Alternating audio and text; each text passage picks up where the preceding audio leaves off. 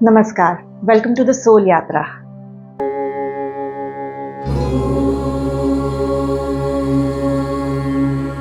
तो नींद ना आना एक बहुत कॉमन समस्या हो गई है। पहले तो हम ये समस्या ना सिर्फ बड़ी उम्र के लोगों के साथ ही सोचते थे कि उन्हीं को ही ये प्रॉब्लम होती है।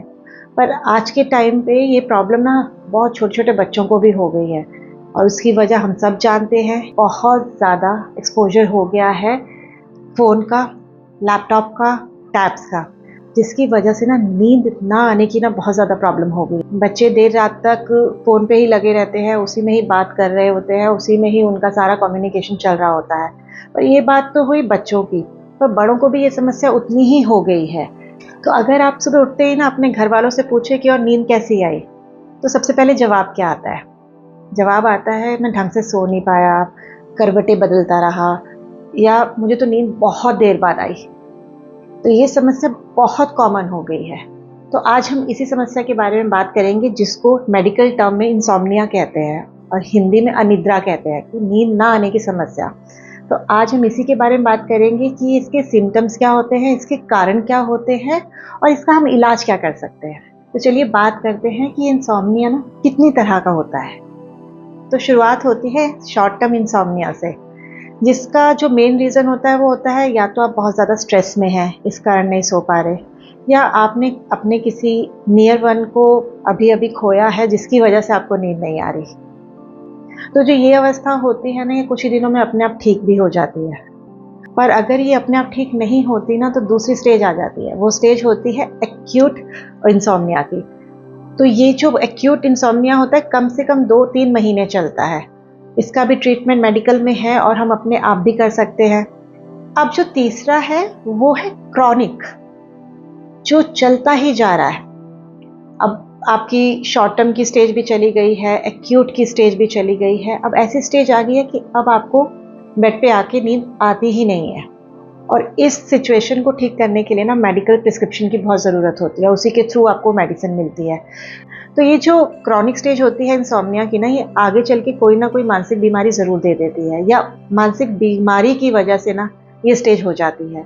और इन्हीं में ही एंग्जाइटी भी आती है, डिप्रेशन भी आती है, पार्किंसन होता है, अल्जाइमर की प्रॉब्लम हो गई, बहुत सारी ऐसी मानसिक प्रॉब्लम्स जिनकी वजह से पर्टिकुलर केमिकल बनना बंद हो गया है और नींद आनी बंद हो गई है।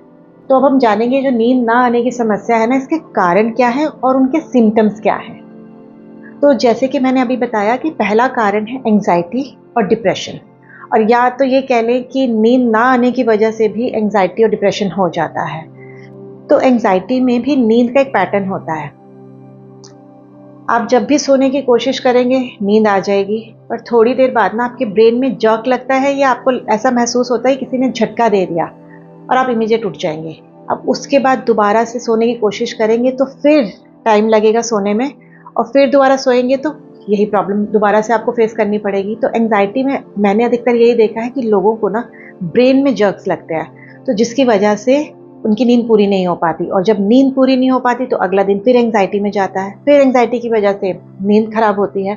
तो ये सर्कल चलता ही रहता है। और तीसरी जो वजह है वो जनरली फीमेल्स को ही सबसे ज़्यादा फेस करनी पड़ती है, और इंसोम्निया का जो सबसे ज़्यादा केसेस होते भी हैं ना, वो फीमेल्स के साथ ही होते हैं। वो है प्रेगनेंसी। प्रेगनेंसी वैसे तो बहुत अच्छी गुड न्यूज़ होती है, पर उन 9 महीनों में फीमेल की बॉडी में इतना चेंज हो रहा होता है कि वो रात को सो नहीं पाती, डिस्कम्फर्ट की वजह से, पेन की वजह से। तो पूरा 9 मंथ ना उनका इसी तरह ही गुजरता है। और जब बेबी पैदा हो भी जाता है तो उसके बाद भी उसका ध्यान रखना, रात को उसके साथ रहना, उसे फीड कराना, तो फीमेल्स के साथ ये ज़्यादा प्रॉब्लम होती है नींद ना आने की। तो इसीलिए ना थोड़ी देर के बाद उनके अंदर इरिटेशन बहुत ज़्यादा हो जाती है, तो उनके साथ इंसोम्निया की समस्या सबसे ज़्यादा होती है। तो ये जो फोर्थ है ना, ये भी फीमेल से ही रिलेटेड, कि मेनोपॉज के कारण भी ना फीमेल की नींद डिस्टर्ब होने लगती है। उस समय हार्मोन्स इतने ज़्यादा डिस्टर्ब होते हैं, जिसकी वजह से रात को बहुत ज़्यादा स्वेटिंग होती है, बहुत गर्मी लगती है, या सडनली बहुत ज़्यादा चिल होने लगता है, यानी पूरा वक्त बॉडी का टेम्परेचर ना अप एंड डाउन होता ही रहता है, जिसकी वजह से वो अच्छी तरह नींद नहीं ले पाती हैं। तो इसीलिए लेट 50s में आके भी फीमेल्स को ये नींद ना आने की प्रॉब्लम हो जाती है। और फोर्थ है ओवर थिंकिंग। जिनको ओवर थिंकिंग की आदत होती है, उन्हें पता है कि उसकी वजह से ना वो सो नहीं पाते, क्योंकि उनका दिमाग इतना ज़्यादा ओवरथिंक कर रहा होता है कि उनसे रेस्ट करने की ना आदत ही नहीं रहती है। वो जैसे ही सोने लगते हैं वो वैसे ही कुछ और सोचने लगते हैं, फिर सोने लगते हैं, फिर सोचने लगते हैं। इनफैक्ट नींद में भी वो सोच ही रहे होते हैं, तो वो पूरी तरह से प्रॉपर नींद नहीं लेते हैं, वो डिस्टर्ब नींद लेते हैं, और जिसकी वजह से उनका अगला दिन खराब हो जाता है और अगला दिन फिर से वही शुरू हो जाता है ओवरथिंक के साथ। तो जिनको ओवरथिंक की प्रॉब्लम होती है उन्हें भी नींद ना आने की प्रॉब्लम होती है। अब फिफ्थ है ओवर एक्टिव हो जाना। जनरली आपने देखा होगा कि छोटे बच्चों को ना रात को मीठा खिला दो या कोई मिठाई दे दो, चॉकलेट दे दो, तो वो पूरी रात नहीं सोते, क्योंकि मीठा जो होता है यानी कोई भी स्वीट, चीनी, वो हमें ओवर एक्टिव कर देती है। तो डॉक्टर्स बोलते हैं कि रात को सोने से कुछ घंटे पहले ना उन्हें मीठा मत खिलाइए, नहीं तो वो ओवर एक्टिव हो जाते हैं। तो बच्चों के साथ तो ये प्रॉब्लम हो ही जाती है, पर बड़ों के साथ ना और भी प्रॉब्लम्स होती है जिसकी वजह से वो ओवर एक्टिव हो जाते हैं। पहला कि रात के समय अगर आप जिम कर रहे हैं, जिम आपकी बॉडी को ओवर एक्टिव करता है, तभी जिम का रूटीन जनरली सुबह का बनाया जाता है ताकि आप पूरा दिन ओवर एक्टिव रहें। पर समय के अभाव के कारण शाम को भी लोग जिम जाते हैं, एक्सरसाइज करते हैं, और उसकी वजह से ना उनका सारा जो सोने का रिदम होता है ना वो डिस्टर्ब हो जाता है, और उसके लिए फिर वो मेडिसिन लेते हैं या दूसरे उपाय करना शुरू करते हैं। बट अगर आप सोने से 4-5 घंटे पहले अगर एक्सरसाइज करेंगे ना वो ज़्यादा बेटर है। एकदम 1-2 घंटे पहले एक्सरसाइज करके ना आप सोने मत जाइए, क्योंकि नींद आपकी पूरी तरह से डिस्टर्ब हो जाएगी। नेक्स्ट है अल्कोहल।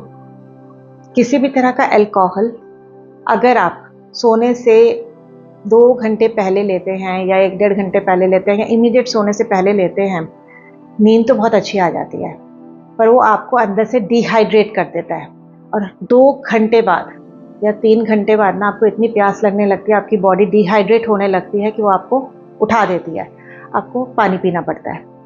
फिर सोएंगे, थोड़ी देर बाद आप फिर डिहाइड्रेट हो जाएंगे, आपको फिर उठना पड़ेगा, क्योंकि अल्कोहल की टेंडेंसी ना ड्राई करने की है।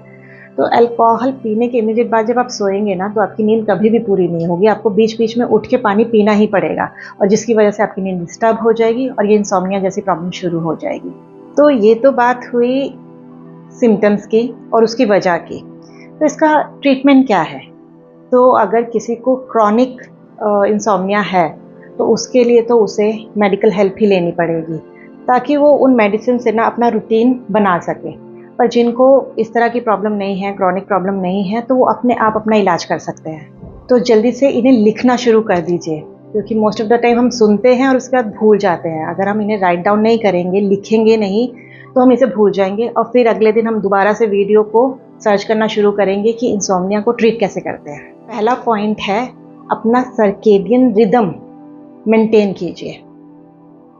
जब सूरज सर पे आ जाए उठ जाए, और जब वो डूब जाए तो उसके 2-3 घंटे बाद सोने की तैयारी कर लीजिए।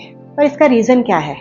आपने देखा होगा ना, सारे बर्ड्स, सारे जो हमारे जानवर होते हैं, वो सुबह सुबह उठ के जल्दी जल्दी अपना खाना वाना खा लेते हैं, और शाम के समय सब वापस चले जाते हैं अपने घोंसले में, अपने घर पे, और वहाँ पे वो सो जाते। उसके बाद वो खाना नहीं खाते हैं, फिर सुबह वो सन के साथ दोबारा उठ जाते हैं। तो उनमें ये प्रॉब्लम नहीं देखी होगी ना कि उन्हें नींद नहीं आ रही, या उनके अंदर मोटापा बढ़ गया है, या उन्हें डायबिटीज़ हो गई है, उन्हें किसी तरह की और मानसिक प्रॉब्लम हो गई है। वो क्यों नहीं होती?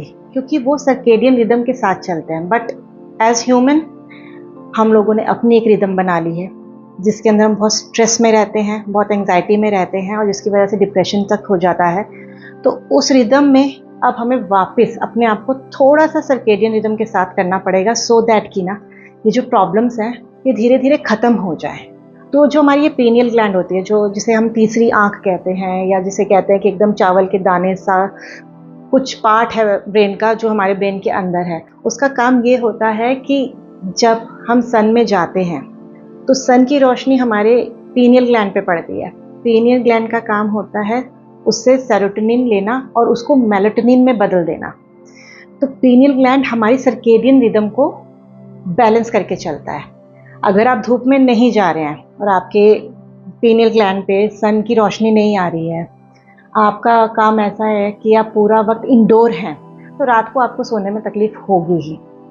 तो कोशिश करके ना सुबह की आधे घंटे की धूप ज़रूर लीजिए, तो अपना सर्केडियन रिदम सही कीजिए सो दैट कि आपको रात को अच्छी नींद आए। तो अभी तो डॉक्टर्स भी ये कहते हैं कि रात को सोने से 1 डेढ़ घंटे पहले ना अपने लैपटॉप से दूर हो जाइए, अपने फ़ोन से दूर हो जाइए, क्योंकि उसकी वजह से एक तो डोपामाइन लेवल इतना हाई हो जाता है कि आप ओवर एक्टिव हो जाते हैं, और दूसरा वो आपकी नींद को ना रिस्ट्रिक्ट कर देता है, मतलब आपको नींद नहीं आने देता। तो कोशिश करके बेड पर जब आप आए ना, या बेड से पहले, उससे 1 डेढ़ घंटे पहले ही अपने फ़ोन को बाय बाय कर दीजिए, लैपटॉप से दूरी बना लीजिए और अपने काम ना अगले दिन के लिए छोड़ दीजिए। उस समय पूरा फोकस सिर्फ अपने सोने पे कीजिए। जो मैं आपको पॉइंट बता रही हूँ ना, ये बहुत इंटरेस्टिंग होगा, क्योंकि मोस्टली अगर आप इसको खुद एक्सपेरिमेंट भी करके देखेंगे आपको पता चलेगा कि कैसे हमारे ऊपर काम करता है। पूरा दिन हम सनलाइट में हैं, उससे हमारा सेरोटोनिन केमिकल बन रहा है, पर जब सन चला जाता है तो ऐसा क्या होता है कि हमें नींद आने लगती है, या हम थोड़े मेलो डाउन हो जाते हैं, ओवर एक्टिव नहीं रहते। तो उसका रीज़न वही है पीनियल ग्लैंड, जो अब मेलाटोनिन बनाना शुरू करता है। पर ये जो पैटर्न था ना, ये तब के लिए बिल्कुल सही था जब हमारे पास वाइट लाइट्स नहीं हुआ करती थी, बहुत ज़्यादा हैवी लाइट्स नहीं हुआ करती थी।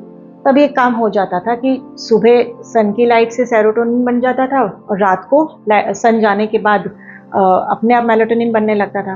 पहली बात तो 1 से 1.5 घंटा पहले अपने बेडरूम में ना वाइट लाइट हटा दीजिए, उसे बंद कर दीजिए, उसकी जगह ना येलो लाइट लगा दीजिए। वो छोटा डिम येलो बल्ब आता है ना, येलो लाइट में रहिए।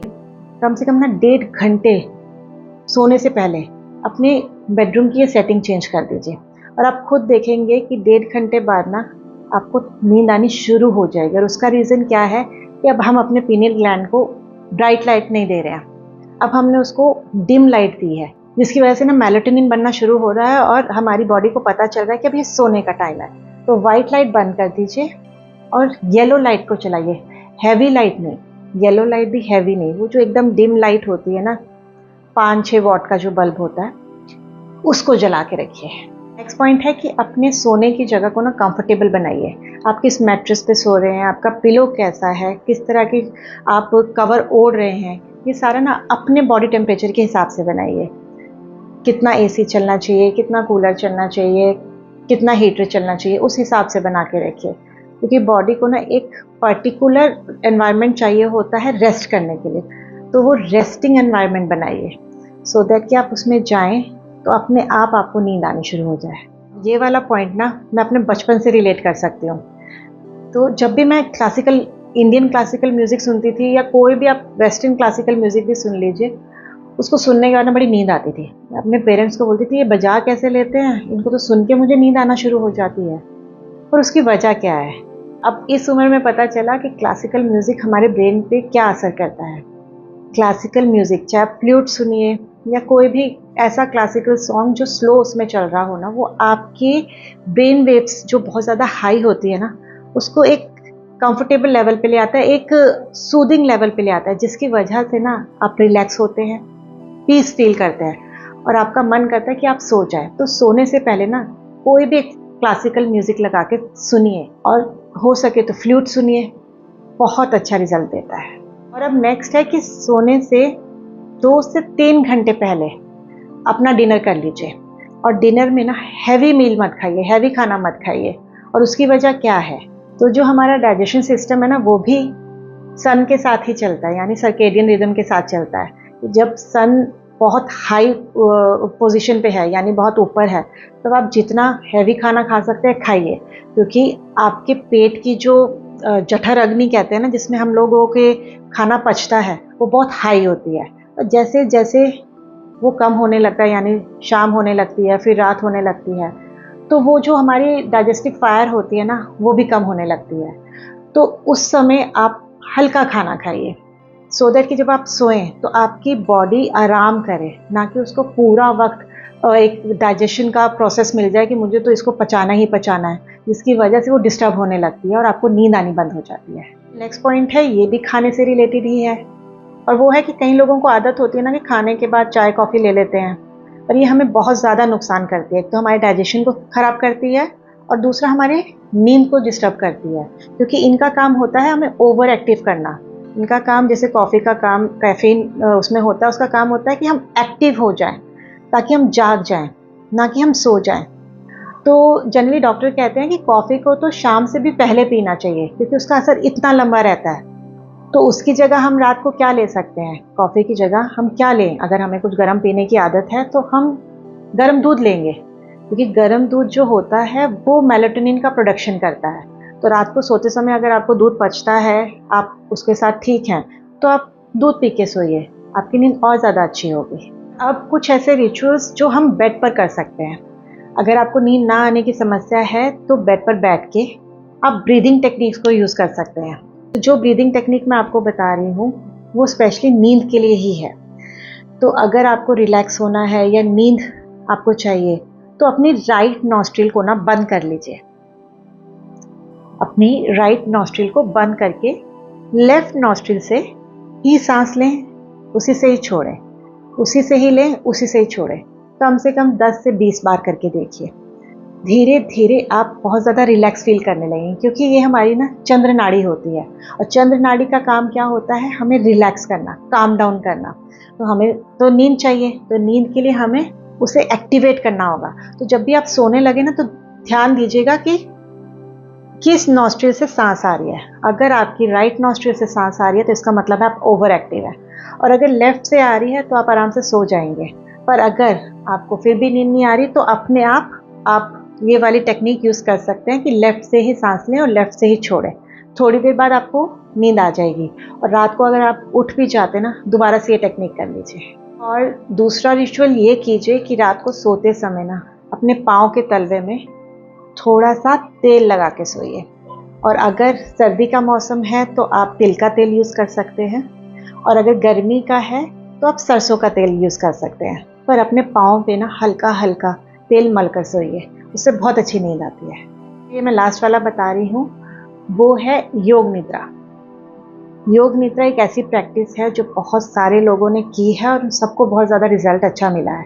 तो योग निद्रा की प्रैक्टिस कीजिए। पर मैं पूरी योग निद्रा का नहीं बता रही हूँ, क्योंकि योग निद्रा तो इसलिए होती है कि आप ना थोड़े ही समय में बहुत ज़्यादा एक्टिव हो जाएं। तो बहुत सारी ब्रीदिंग और बहुत सारी ऐसी मेडिटेशंस होती हैं जो रात को आपको नींद लेने में या नींद में जाने में ना हेल्प कर सकती हैं। मैंने भी इसके ऊपर एक मेडिटेशन की वीडियो बनाई है जो मैं लिंक में आपको दे दूँगी, तो आप उसको सुन के फिर सोने जाइए। तो इससे आपकी बॉडी रिलैक्स होगी और आपको आराम से नींद आएगी। तो ये तो था मेरा आज का वीडियो इंसोम्निया के ऊपर, यानी नींद ना आने की समस्या के ऊपर।